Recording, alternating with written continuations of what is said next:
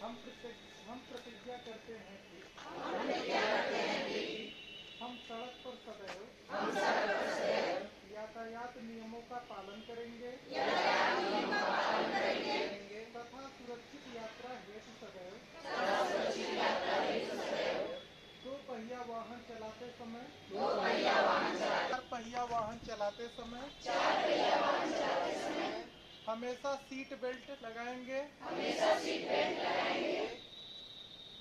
Driving के नियमों का पालन करेंगे।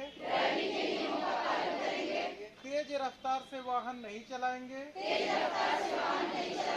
गलत दिशा में वाहन नहीं चलाएंगे।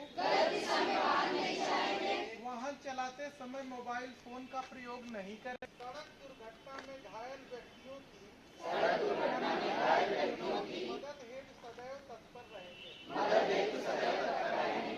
धन्यवाद। बस